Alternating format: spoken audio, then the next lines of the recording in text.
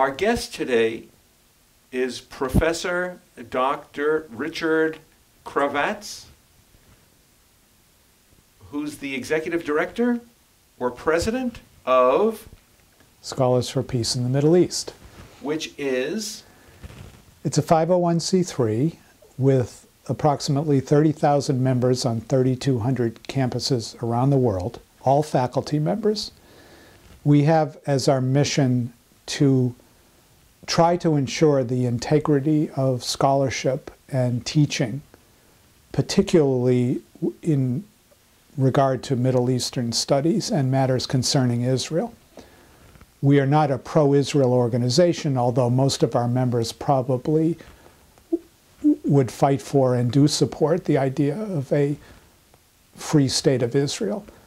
But what we're most concerned about is the politicization of scholarship in the name of the Palestinian cause, for example, and the corruption of teaching and learning in departments of Middle Eastern studies across the country, and in the radicalization of campuses by faculty and students in the name of anti-Israel activism.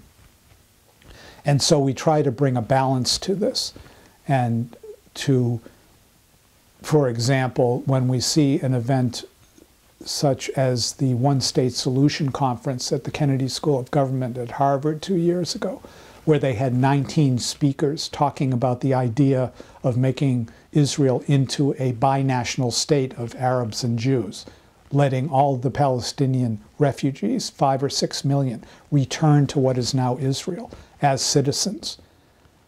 19 speakers, all of whom were anti-Israel, anti-American, anti-Western activists, some of them even anti-Semitic, who had one view of the one-state solution. Now, the one-state solution in reality is the final solution for Israel, because it would eliminate Israel as the Jewish state. A conference like that, who had put it on? It was in the Kennedy School of Government, but it was actually sponsored by students, and the dean of the Kennedy School and other officials distanced themselves from it. However, it is in an academic setting. Harvard University is one of the greatest universities in the world. They have a duty and a responsibility to try to ensure that when they're pretending to have an academic conference, that they have balance, and that there's a balance of speakers with different points of view. It's not to say that the idea of a one-state solution is so abhorrent that it can't even be discussed. But if you're going to discuss it, and it's a fairly radical approach to solving the Palestinian-Israeli conflict, since it involves destroying Israel, a sovereign nation that's existed for over 60 years. If you're talking about destroying a sovereign nation at Harvard University and you're having an academic conference with supposed academic experts, let's have some balance. Let's have another voice. Are there entirely different conferences which are unbalanced in favor of Zionism against Palestinianism? Probably. And the difficulty in creating balance is that those who put together a conference like that all believe in that concept. They don't think it's wrong. They don't even think it's an opinion. They think it's fact. So they would say to you, well, we don't want any Zionists corrupting this with their racist arguments about, 2 states or an apartheid wall. They don't even want the other side to be heard. That's the problem with ideology on either side, either on the far right or the far left. That if you're a rabid Zionist, you don't even care about Arab nationalism or self-determination. And if you're a rabid pro-Palestinian, you don't care about whether Jews are going to survive in a new Palestinian state or not.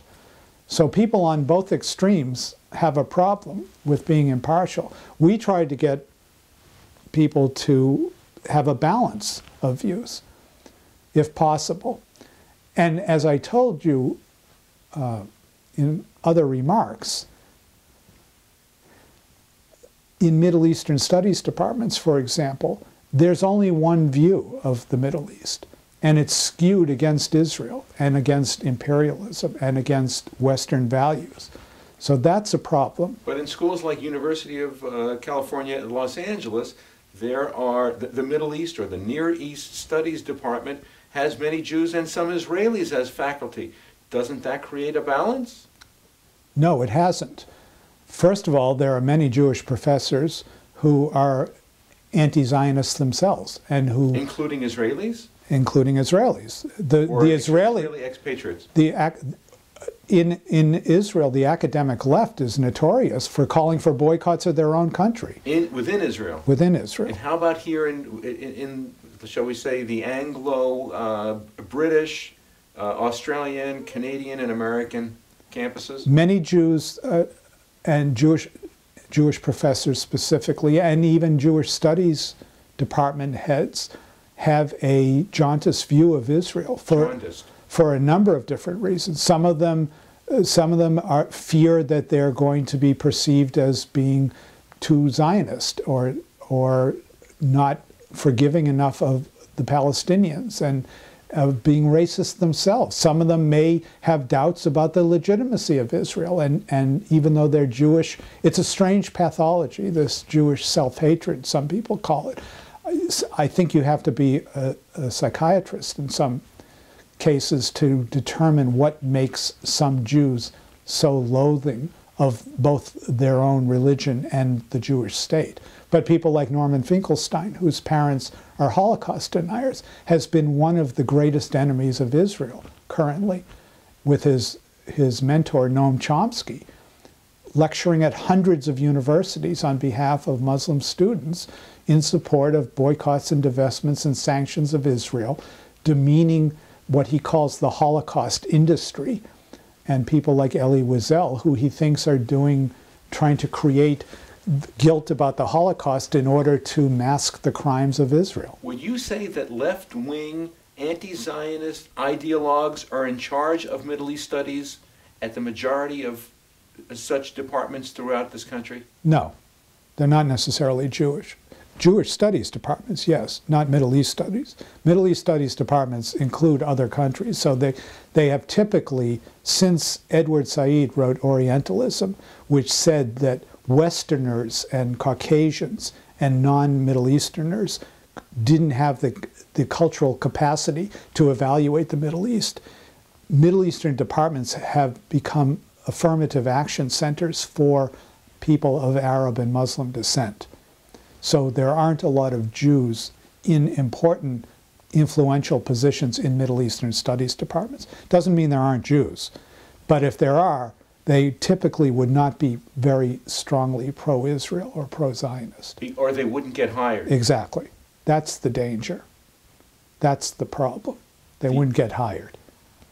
In the same way that a political science department that is largely liberal is very unlikely to hire a conservative, like Rush Limbaugh or a professor who has highly conservative views. They're considered to be stupid. They're considered to be outside of the pale. They don't want to hear their views because they live in a bubble in which their views is the accepted orthodox way of looking at things. Their worldview is the way it should be. But at a college like Brandeis, which has a large Jewish student, not just Jewish student, but Jewish studies program, why are there problems in the issue of Zionism?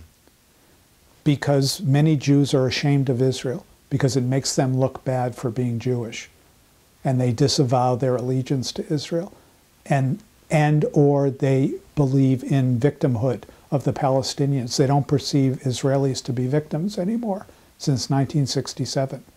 And their affinity is for the third world victim, who's the victim of Israeli Nazism, imperialism, or just racism, or whatever it is that they believe that Israel perpetrates on the Palestinians. It's a very perplexing, particularly at a place like Brandeis University, which was set up, in the shadow of the Holocaust for the benefit of Jews, as a place where Jews would be protected and safe.